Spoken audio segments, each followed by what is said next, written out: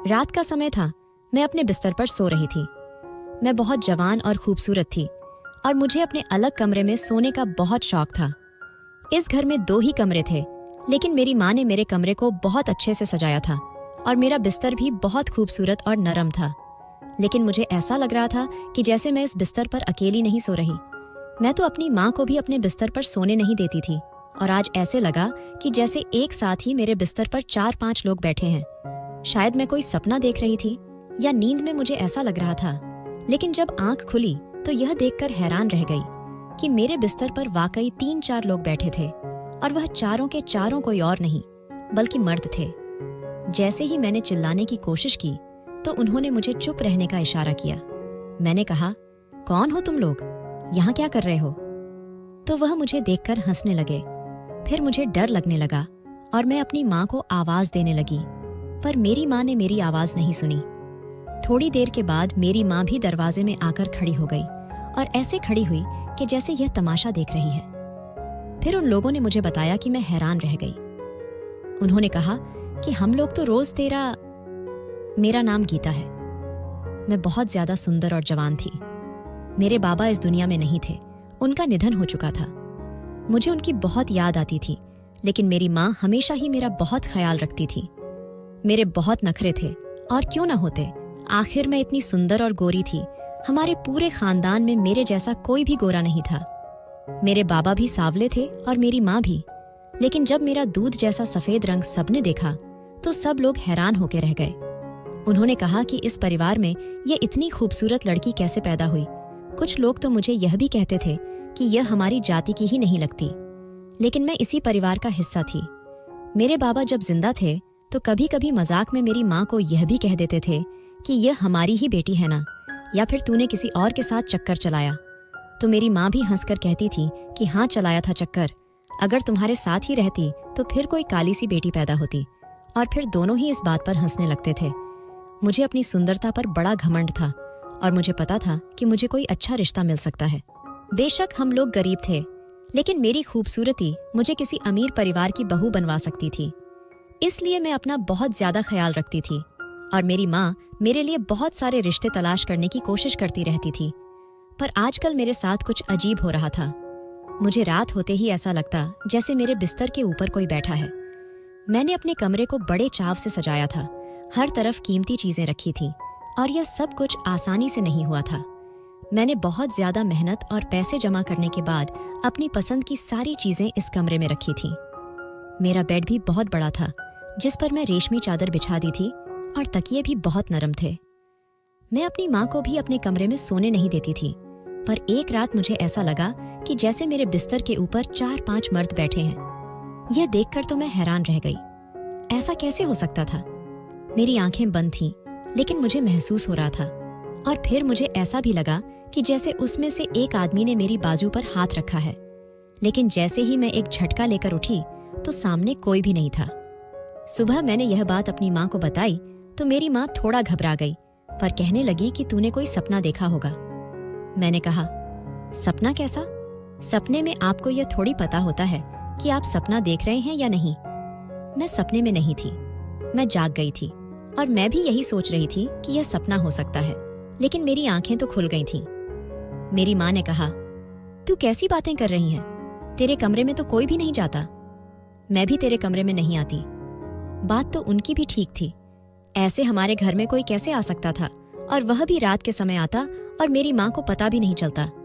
आजकल गर्मी थी तो मेरी माँ बाहर आंगन में ही सोया करती थी और इस घर में कोई था नहीं, इसलिए मैंने भी उनकी बात पर यकीन कर लिया कि हार शायद मुझे ही भ्रम हुआ होगा। पर चलो, मैंने इस बारे में इतना नहीं सोचा। पर मेरी माँ मेरा बहुत ख्याल रखती थी। सुबह नाश्ते में वह मेरे लिए भीगे हुए बादाम, अखरोट, अंजीर, हल्दी वाला दूध, घर में पाली हुई मुर्गियों के अंडे, असली घी का पराठा और मुझे इस तरह की चीजें खिलाया करती थी। और मेरा कोई ऐसा हिसाब था कि मैं जितना भी खाती मुझ पर वजन नहीं लगता था। मेरी त्वचा हमेशा चमकती रहती थी। लोग मुझे देखकर हैरान होते थे और कहते थे कि हाँ, इतना अच्छा खाती है, तभी तो खूबसूरत है। मेरी माँ घर बैठकर लोगों के कपड़े सीती थी और जो भी पैसे बनते थे वह मुझ में पर ही लगाती थी।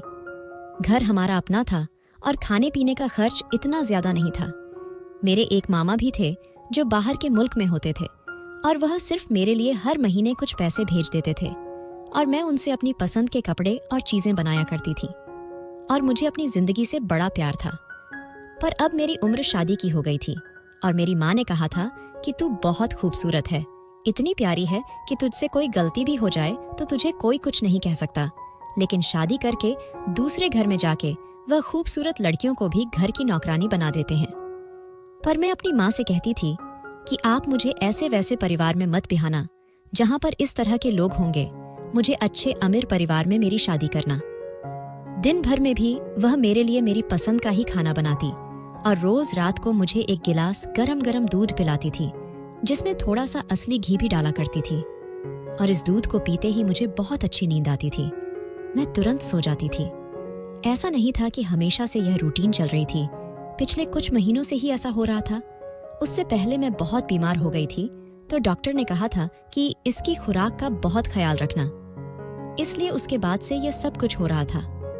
एक दिन मैंने देखा कि मेरे माँ के पास बहुत सारे पैसे थे। मैंने कहा कि आपके पास इतने सारे पैसे कहाँ से आ गए? तो कहने लगी कि बहुत बड़ा ऑर्डर आया है, शादी के कपड़े हैं। मैंने कहा कि शादी के कपड़े फिर तो मुझे भी दिखाएं, मैं भी देखूं, क्योंकि शादी के कपड़े वह तो बहुत सुंदर होते हैं और दुल्हन का जोड़ा भी आया होगा। मुझे ऐसी चीजों को देखने की बहुत उत्सुकता रहती थी, लेकिन मेरे माँ थोड़ा सा घबरा गई और कहने लगी कि नहीं, कपड़े अभी आए नहीं हैं, अभी तो उन्होंने पैसे भेजे हैं, कपड़े तो 2-4 दिन बाद आ जाएंगे। ये भला कैसी बात थी कि उन्होंने पैसे भेज दिए और कपड़े नहीं भेजे? इतना कौन अच्छा था यहाँ पर जो एडवांस में पैसे दे रहा था? इसका मतलब कि मेरी माँ झूठ बोल रही थी। मेरी माँ मेरा ख्याल तो बहुत रखती थी। रात को फिर आ गई थी दूध का गिलास लेकर। मैंने कहा कि आज मेरा मन नहीं कर रहा दूध पीने का। तो कहने लगी, आज तो तुझे पीना ही पड़ेगा, सुबह तो कह रही थी मेरी टांगों में दर्द है, मेरे पैरों में दर्द है। मैंने कहा कि हाँ, मेरी कमर में भी बहुत दर्द था। तो उन्होंने कहा, तो दूध पी ले, सब कुछ ठीक हो जाएगा। मैंने दूध पिया और 15 मिनट में ही मुझे ऐसी बेहोशी वाली नींद आई कि मेरी कब आंख लग गई पता ही न चला। और सुबह हुई तो फिर से मेरे शरीर में दर्द था। मैं लंगड़ा लंगड़ा के चल रही थी। मेरी माँ परेशान हो गई।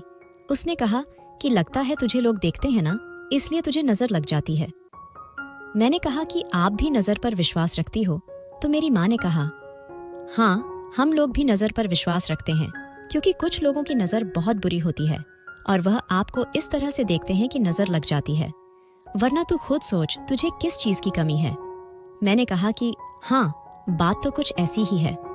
मुझे कभी कभी ऐसा लगता था कि रोज रात को मेरे कमरे में कोई ना कोई आता था और वह कोई औरत नहीं बल्कि मर्द होते थे। मैं माँ से पूछती थी कि मेरे कमरे में रात को कोई आया था? तो वह कहती थी कि नहीं, कोई नहीं आया, लेकिन मुझे भी लगता था कि पता चल जाता था कि कोई मेरे बिस्तर पर बैठा है, पर मैं उठ नहीं पाती थी। मुझे वह महसूस तो हो रहे होते थे, पर मेरे अंदर उठने की हिम्मत ही नहीं होती थी। मेरी आंखें नहीं खुलती थीं, जैसे मैं बहुत ज्यादा नींद में हूँ। लेकिन ऐसा कैसे होता है? अगर कोई इंसान सो रहा होता है, जब और कोई दूसरा उसे आकर कहे कि उठो उठो, जलजला आ गया, भागो भागो, कोई आपत्ति आ गई, मुसीबत आ गई, तो वह नींद से उठकर भाग जाता है। लेकिन मुझे कैसी नींद आती थी कि मुझे पता चल जाता था कि कुछ हो रहा है और मुझे उठ जाना चाहिए, लेकिन मैं फिर भी उठ नहीं पाती थी। ऐसी बेहोशी वाली नींद मुझे कहाँ से आ रही थी? और यह 2-3 महीने से ही हो रहा था। इन 2-3 महीनों में वैसे बहुत कुछ बदल गया था। मुझे अजीब सी नींद आती थी, मेरी तबीयत खराब रहने लगी थी। मेरी माँ के पास पैसे भी बहुत ज्यादा होते थे और घर में चीजें भी आ रही थीं, और मुझे भी रातों को इस तरह से महसूस होता था। अगर अपनी माँ के बारे में सोचो तो वह तो किसी चीज में कमी नहीं रखती थी। मुझसे बहुत प्यार भी करती थी, मेरा बहुत ख्याल भी रखती थी। मुझे नहीं याद कि आखिरी दफा उन्होंने मुझे कब डांटा था, या बचपन में भी कभी मुझ पर हाथ उठाया हो। वह तो पूरे मोहल्ले के लिए एक मिसाल थी। लोग कहते थे कि लक्ष्मी जैसी माँ कोई हो ही नहीं सकती। एक दिन मैं अपनी एक कजिन के घर चली गई। वह मेरे चाचा की बेटी थी। मैं जाकर उसके पास बैठ गई और बातों बातों में मैंने उसे बताया कि आजकल मेरी तबीयत खराब है। तुम्हारी तबीयत खराब हो तो वह एक नॉर्मल बात है। तुम यह शुक्र करोगी, तुम्हारी किस्मत नहीं खराब, वरना तुम्हारी माँ तुम्हारी सारी जिंदगी बर्बाद कर सकती थी। वह जिस तरह से तुम्हें रखे हुए है ना, इस तरह तो अपनी असली माँ किसी को नहीं रखती। हाँ, यह बात सच थी कि लक्ष्मी मेरी असली माँ नहीं थी। मेरी असली माँ इस दुनिया से जा चुकी थी। वह मुझे जन्म देते हुए ही मर गई और जब तक मैं 2 साल की हुई तो मेरे बाबा भी चले गए। शुरू से ही मुझे मेरी सौतेली माँ ने ही पाला और फिर बाबा भी इस दुनिया में ना रहे तो उसने दूसरी शादी भी नहीं की और मुझे ही पालने में अपनी जिंदगी गुजार दी, क्योंकि उससे पहले उसकी शादी हुई थी।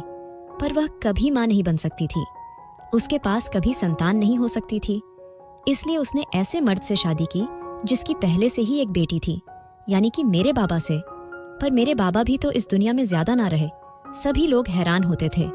लोग मुझे कहते थे कि तू झूठ बोलती है, लगता है तेरी सौतेली माँ तुझ पर हाथ भी उठाती है, तुझसे सारे घर का काम भी करवाती है।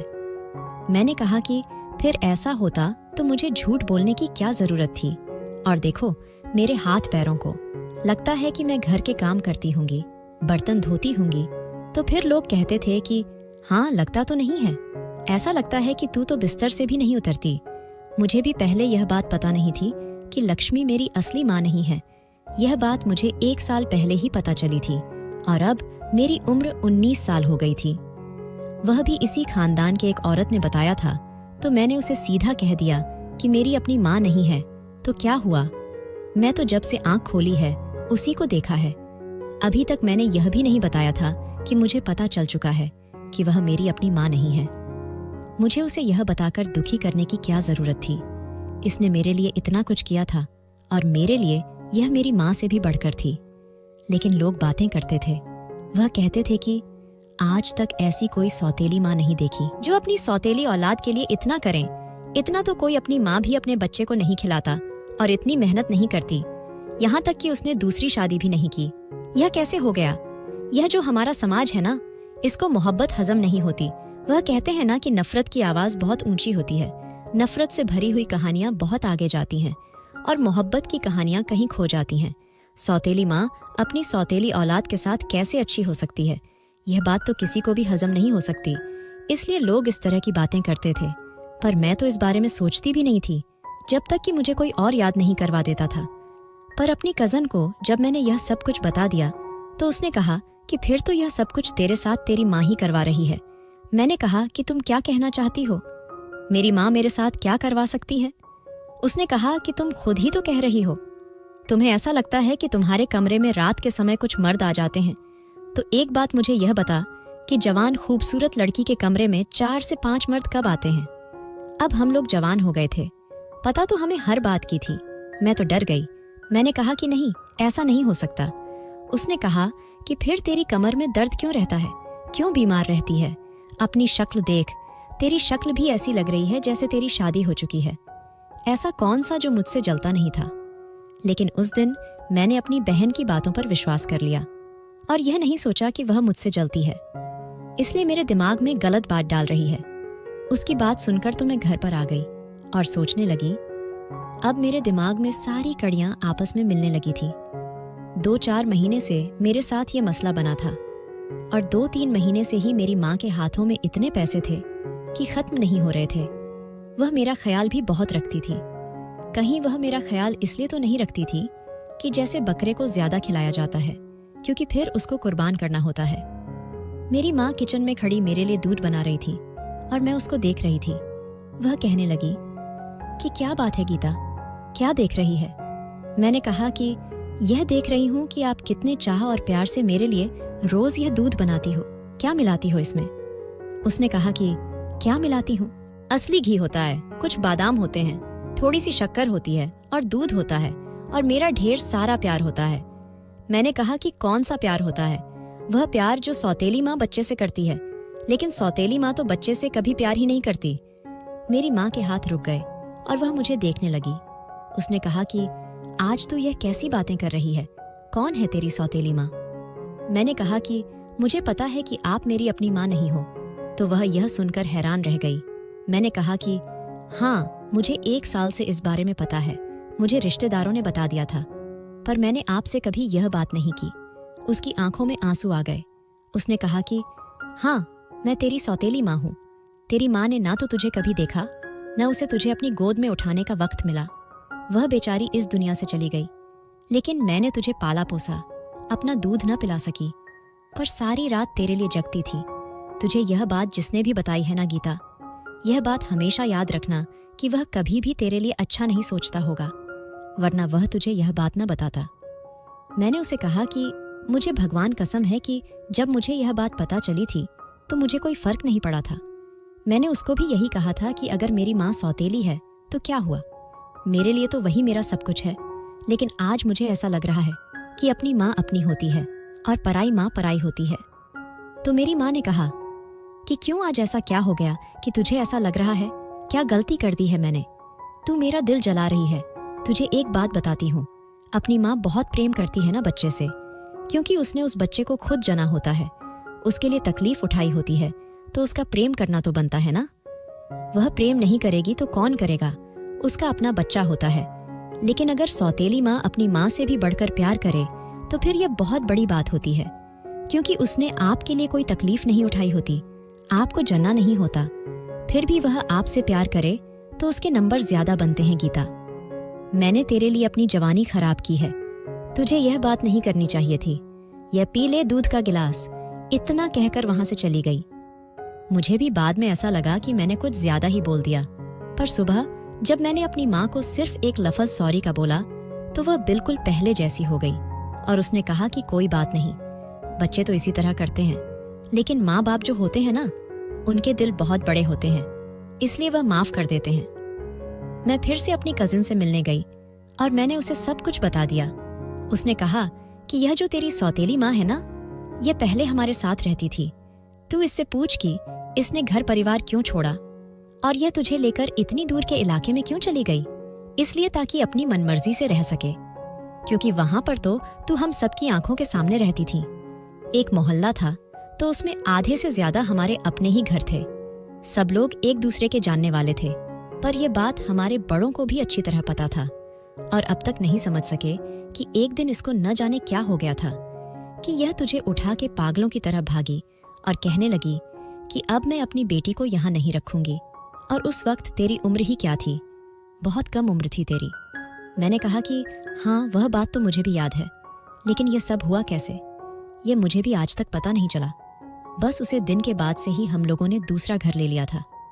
यह घर मेरी माँ के बाप का था, यानी कि मेरी सौतेली माँ के बाप का, और यहाँ पर अब हम लोग रहते थे, इसलिए मैं अपने रिश्तेदारों से ज्यादा मिल नहीं पाती थी। पर मेरी यह कजिन मेरी अच्छी दोस्त थी, तो कभी कभी मैं इसके घर चली जाती थी। ये सारी बातें सोचना भी नहीं चाहती थी, लेकिन अब शायद मुझे सोचना चाहिए था, क्योंकि यह सब कुछ आम नहीं था। मुझे रोज रात को ऐसा क्यों लगता था कि जैसे मेरे बिस्तर पर 4-5 मर्द बैठे हैं।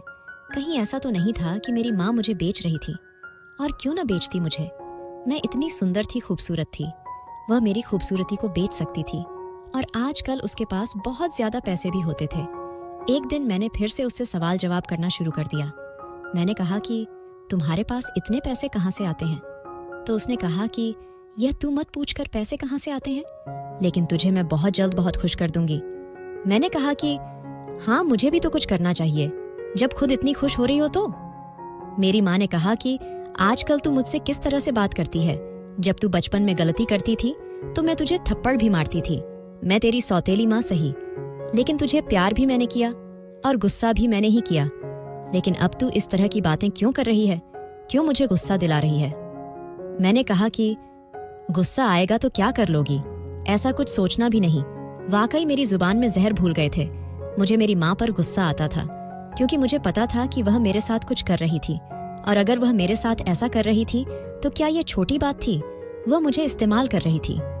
रोज कहती थी कि तेरे लिए कोई रिश्ता तलाश करना है, लेकिन आज इस बात को 1 साल हो गया था कि कोई भी रिश्ता हमारे घर नहीं आया था।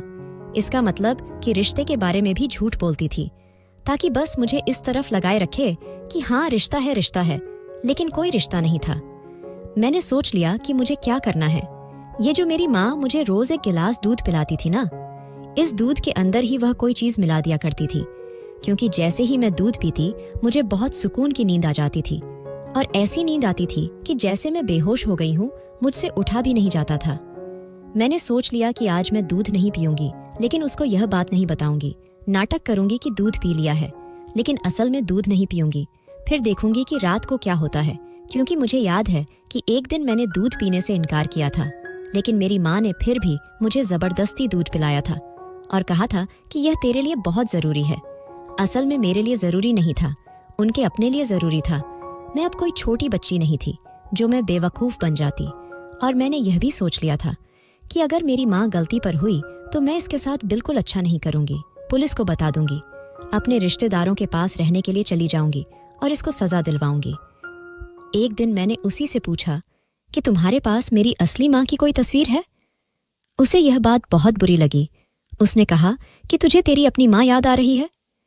मैंने कहा कि याद कैसे आएगी जब मैं उसको जानती ही नहीं हूं, पर देखना चाहती हूं कि वह कैसी लगती है। इसका मतलब कि वह भी मेरी तरह खूबसूरत थी, तभी तो मैं उसे पैर गई हूं ना। तो मेरी माँ ने कहा कि हाँ, वह तेरी तरह खूबसूरत थी, गोरी चिट्टी थी, तभी तो उस पर गई है, लेकिन मेरे पास उसकी कोई तस्वीर नहीं है। अगर मेरे पास तस्वीर होती तो मैं तुझे जरूर दिखाती, लेकिन तू अपने आप को शीशे में देख ले तो तू समझ, तू अपनी माँ को ही देख रही है, बिल्कुल तेरी तरह ही थी। सच कहते हैं कि जिसको कभी देखा ना हो, जाना ना हो, आपको उसकी याद नहीं आ सकती। मुझे भी मेरी अपनी माँ की याद तो नहीं आ रही थी, पर दिल में एक बात जरूर आ रही थी कि अगर मेरी अपनी माँ मेरे साथ होती तो वह मेरे साथ ऐसा कभी नहीं करती जो यह मेरे साथ कर रही थी। माँ का दिल बड़ा नरम होता है। माँ बच्चे को कभी कोई तकलीफ होते हुए नहीं देख सकती। सोच लिया था कि आज रात वह दूध के गिलास नहीं पीऊंगी, और रात होने में थोड़ा समय बाकी था। रात होने का इंतजार कर रही थी, क्योंकि आज मुझे इस राज के बारे में पता चल जाना था कि मेरी यह माँ मेरे साथ कौन सा खेल खेल रही थी। रात होने से पहले मैंने अपनी माँ को किसी से फोन पर बात करते हुए सुना। कहने लगी कि मुझे बड़ा ऑर्डर चाहिए, मेरा काम नहीं हो रहा, एक काम करो, 4 से 5 की बजाय 8-9 को भेज दो। जब मैंने यह शब्द सुना तो मैं हैरान रह गई। इसका मतलब कि मेरी माँ ही मेरे साथ यह सब कुछ कर रही थी, और अब वह 4-5 मर्दों के बजाय 8-9 मर्दों को बुला रही थी, और इतनी आसानी से यह सब कुछ कर रही थी। मेरी आंखों में आंसू आ गए, क्योंकि मैं भी तो अभी तक इसी को अपनी माँ समझती रही थी। इसके अलावा मेरा इस दुनिया में कौन था? हाँ, कुछ रिश्तेदार थे, लेकिन वह सब तो मुझसे जलते थे, क्योंकि उन्होंने मेरे साथ आज तक कुछ अच्छा नहीं किया था, तो वह अब कैसे करते? मेरी माँ सबसे बगावत करके निकली थी, वह भी तो एक बात थी। मैं अपने कमरे में चली गई। आज मैं अपनी माँ को रोकने वाली नहीं थी। बाने देती हूँ, फिर दूध जैसा ही बनाती है। वह दूध बनाकर मेरे कमरे में ले आई और मुझे कहा कि यह पी लेना, और मैंने उसके सामने ही गिलास साइड में रख दिया। फिर वो वहां से चली गई। मुझसे कुछ उदास और नाराज थी, लेकिन मैंने दूध नहीं पिया और जाकर बाथरूम में दूध को फेंक दिया, और अब बिस्तर पर बैठे इंतजार करने लगी कि क्या होता है। अजीब सी बात थी कि मुझे फिर भी नींद आ रही थी। मैं हैरान हो रही थी, क्या अब मुझे नींद क्यों आ रही है?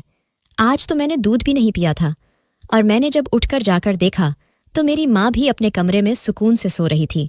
दरवाज़ा भी बंद था और उसने दरवाजे को अंदर से ताला लगाया था। जब से मैंने यह कहना शुरू किया था कि मुझे लगता है घर में कोई आ जाता है, वह दरवाजे को अंदर से ताला लगाती थी, और चाबी भी उसके तकिए के पास ही पड़ी हुई थी। यह क्या हो रहा था? मुझे तो इतनी नींद आ रही थी, मैं तो जैसे बस बिस्तर पर लेट जाती और आंखें बंद करके तुरंत सो जाती। लेकिन मैंने तो दूध नहीं पिया था। इसका मतलब कि मेरी माँ दूध में कुछ नहीं मिलाती थी। फिर मेरे साथ क्या हो रहा था? मैं बिस्तर पर लेट गई, और 15 मिनट बाद मुझे ऐसे लगने लगा कि जैसे 5 मर्द मेरे बिस्तर के ऊपर बैठे हैं। मैंने चीखना चिल्लाना शुरू कर दिया, और उठकर देखा तो वहां पर कोई भी नहीं था। मेरी माँ वहां आ गई और मैंने उनके सामने सब कुछ बोल दिया। कहाँ हैं वह लोग जो अब भी यहां पर बैठे थे? तुम तो मुझे बेच रही हो, लोगों को अंदर बुलाती हो, मुझसे धंधा करवा रही हो। मैंने पागलों की तरह रोना शुरू कर दिया।